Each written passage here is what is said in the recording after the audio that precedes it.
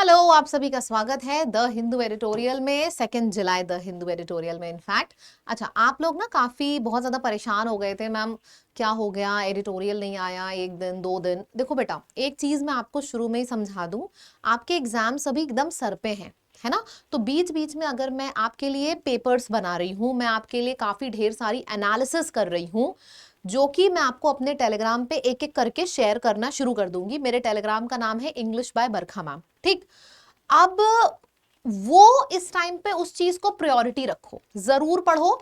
और द हिंदू अगर बीच में एक आध दिन गैप हो रहा है तो उससे परेशान मत हुआ करो, ठीक है। आपके लिए जो मैं कंटेंट टेलीग्राम पे शेयर कर रही हूँ उसको मल्टीपल टाइम रिवीजन करो।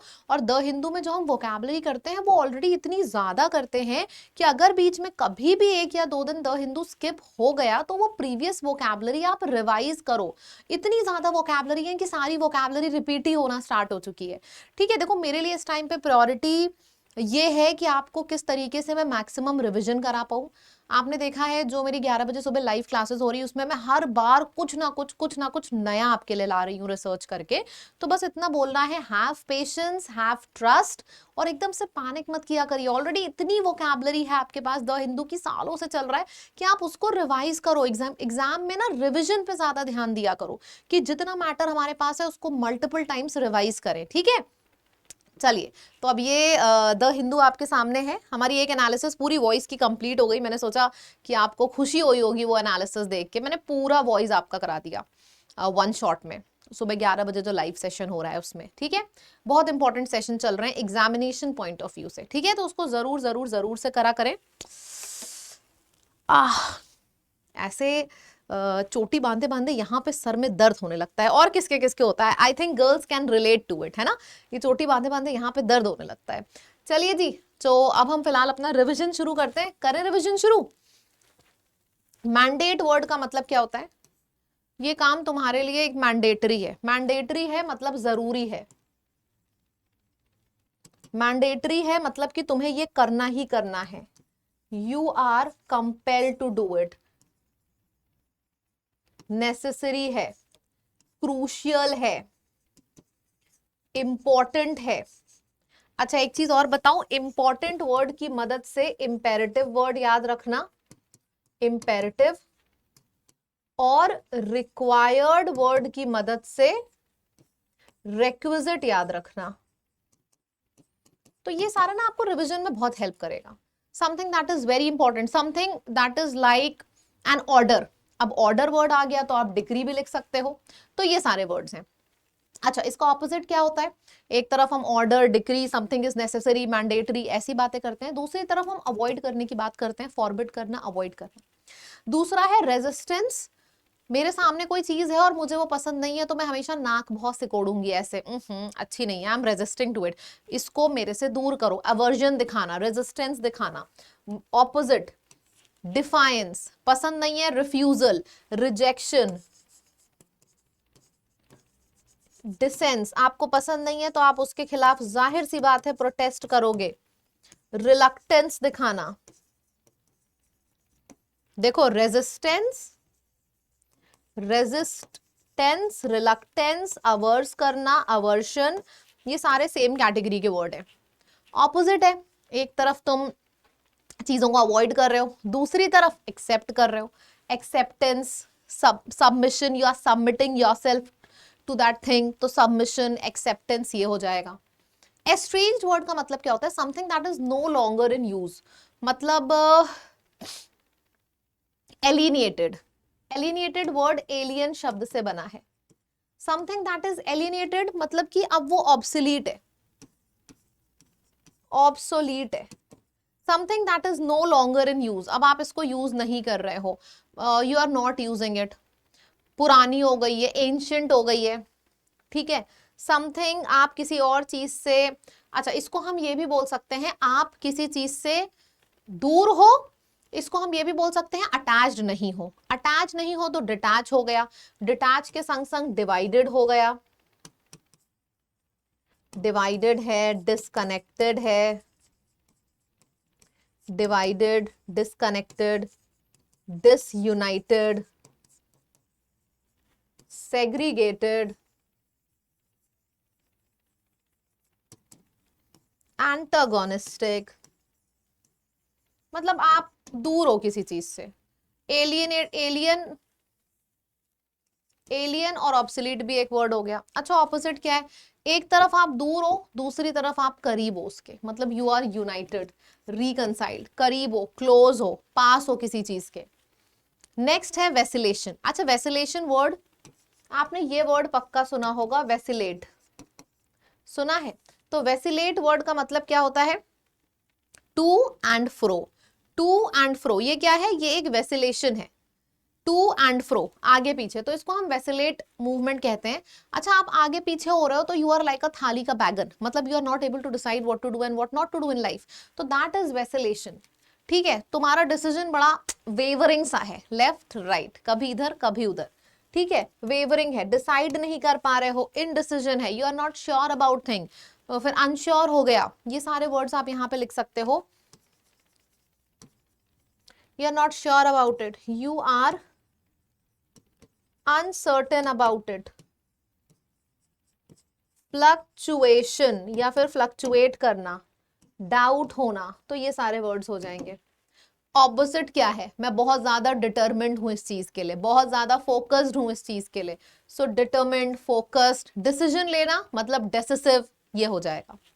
नेक्स्ट वर्ड है, अच्छा लेगेटीज, ये वर्ड्स बना है इनहेरेंट से, मतलब कि पीपल हु इनहेरेंट और कंटिन्यू अ लेगेसी, तो लेगेसी वर्ड के मदद से ही बना है, लेगेसी से ही बना है लेगेटीज। आपके सक्सेसर्स जो हैं, आपके योर्स सक्सेसर्स, इनहेरिटर्स, आपके बाद आपके बच्चे, बच्चे के बच्चे, तो ये सारे इनहेरिटर्स हैं आपके। ऑपोजिट क्या हुआ? जो आपके पहले आया, पहले मतलब पापा, ग्रैंड पापा, तो ये सब प्रेडिसर्स हो गए, एंसेस्टर्स। तो सपोज ये आप हो, आपके बाद की जनता आपका सक्सेसर है, आपके पहले के लोग आपके प्रेडिसर्स हैं, प्रेडिसर्स एंसेस्टर्स हैं, राइट। नेक्स्ट है जीनोफोबिया। जीनोफोबिया एक, it's a kind of phobia और अ काइंड ऑफ डर, इंटेंस डिसलाइक और fear of people from other countries. Xenophobia मतलब जैसे कि अगर आपने कोई फॉरेनर देख लिया है तो आप उससे डरने लगो, so this is xenophobia. Paradoxical situation है, अ सीमिंगली कॉन्ट्राडिक्टरी स्टेटमेंट। पैराडॉक्सिकल, मैंने बोला लेफ्ट, तुमने बोला right, what is this? This is a paradoxical situation, मैं बोल रही हूँ लेफ्ट, तुम बोल रहे हो राइट, ठीक है, मेरे ऑपोजिट जाना, paradoxical situation. Contradiction, opposite, what a great irony, एक बोल रहा है लेफ्ट, दूसरा बोल रहा है राइट। फिर इनकॉन्ग्रुइटी, इन सब का मतलब है एकदम ऑपोजिट नेचर का होना, कॉन्ट्राडिक्टरी। अच्छा इसका एंटोनिम क्या हो गया? आप किसी चीज को लेके अगर कंसिस्टेंट हो, सो कंसिस्टेंसी, क्लैरिटी, सर्टेनिटी, तो इन सब का मतलब हो गया when you are damn consistent about something. ठीक, नेक्स्ट वर्ड है, अच्छा ईडियम है, on the back foot of something, forced into a defensive और disadvantageous position, that is back foot पे होना। Change of heart, change of heart, पहले तुम इसको लेके बहुत ज्यादा नफरत थी तुम्हारे मन में और अब इसी व्यक्ति को लेके बहुत ज्यादा प्यार है। What is this change of heart? Change of heart का मतलब ये नहीं होता एक हार्ट दिया दूसरा लगा लिया, नहीं, this is change of heart, change of emotions, change of your feel for another person. Political storm का मतलब होता है sudden and intense controversy in politics, तो that is a political storm. Confidence booster, पहला दूसरा क्वेश्चन आपके पास है, which word is closest in the meaning to the word vacillation. यार वेसिलेशन मतलब यू आर नॉट श्योर, कभी लेफ्ट कभी राइट, क्या होगा करेक्ट आंसर? वेसिलेशन मतलब कि the person is not very sure about what he is doing. Determination, hesitation, clarity, resolution, क्या हो जाएगा? सिनोनिम पूछा है, so that will be hesitation. Opposite aggravate, aggravate का ऑपोजिट एलिवेट, एक तरफ गुस्सा दूसरे तरफ गुस्सा को शांत करना। Then comes the meaning glaring, which word could replace glaring? Which word is antonym of the word xenophobia? Glare करना का मतलब क्या होता है? किसी पे ग्लेयर करना, ग्लेयरिंग इज, सोचो, ये नहीं है कि मैं सिर्फ आज ही जो पढ़ाया वो दूंगी, पिछले वाला भी कोई वर्ड पूछ सकती हूँ। So glaring is pronounced and xenophobia is a kind of डर। मतलब आप सोच सकते हो सामने वाले व्यक्ति को, मतलब डर जब किसी के लिए होता है ना तो आप उसको फेस नहीं कर पाते हो। इसका ऑपोजिट क्या हुआ? टॉलरेट करना। एक तरफ तुम टॉलरेट नहीं कर पा रहे हो, xenophobia इज टॉलरेट ना कर पाना, ऑपोजिट है टॉलरेट कर पाना, that means tolerance. Next is your reading comprehension. Today's reading comprehension is based on language of unity. Maharashtra and the issue of Hindi, मतलब कुछ लैंग्वेज से रिलेटेड आज का पैराग्राफ है।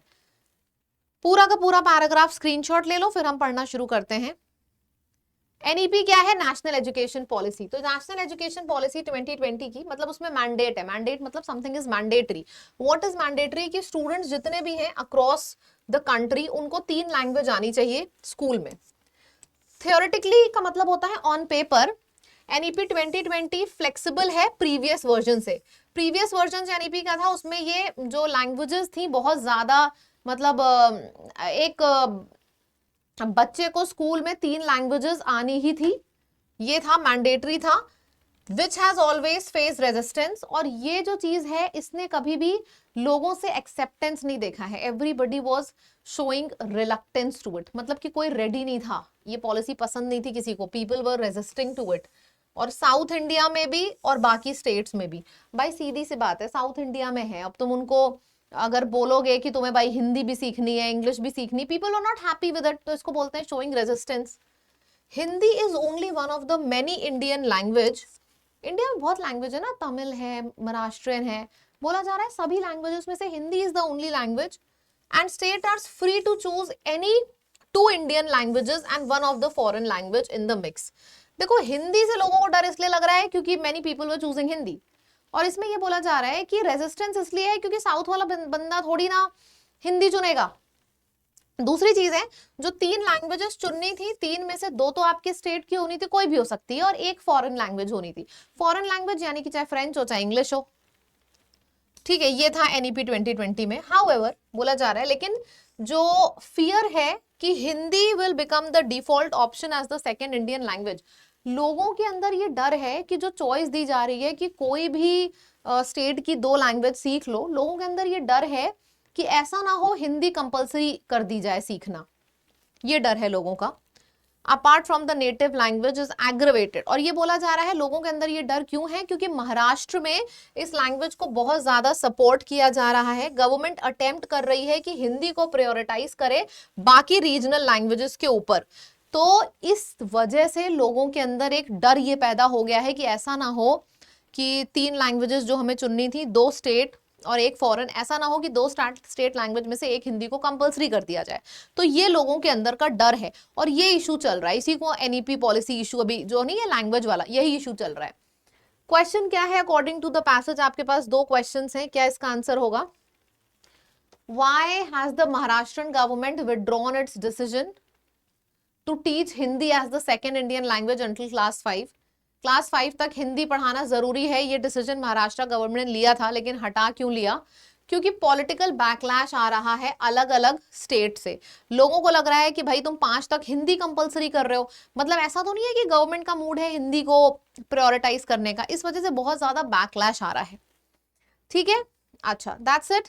आज के पैराग्राफ से ज्यादा क्वेश्चंस है नहीं। Still I want to give you a homework. इस लिस्ट में से कोई भी 4 उठाओ और पढ़ो भले ही कम, लेकिन रिवीजन बहुत ज्यादा करो। आपको बताना चाहूंगी जिसको नहीं पता है, आजकल मैं बहुत पेपर्स एनालाइज कर रही हूँ और 11 बजे वाले सेशन में आपको तगड़े तगड़े टॉपिक्स एक क्लास में कवर करा रही हूँ, बहुत बेहतरीन तरीके से रिवीजन करा रही हूँ 1 शॉट के फॉर्मेट में। तो 11 बजे वाले टाइम पे जरूर रेगुलर रहिए, चैनल को सब्सक्राइब कर लीजिए। English by Barkha ma'am, this is my Telegram, यहाँ पे भी मैं कंटेंट शेयर करती हूँ, इसको भी ज्वाइन कर लीजिए। ठीक है, और परेशान मत होइए, अगर कभी किसी दिन द हिंदू नहीं भी हुआ है तो आप ये समझ लो कि आप रिवाइज कर लो उस दिन, बहुत ज्यादा परेशान मत होइए, आपके पास बहुत है रिविजन के लिए। मैं एक एक स्लाइड पे 10-10 वर्ड्स लिखती चली जाती हूँ, ये सब आपके पास रिविजन के लिए है, तो ये सब आप रिवाइज कर सकते हो बढ़िया तरीके से, है ना।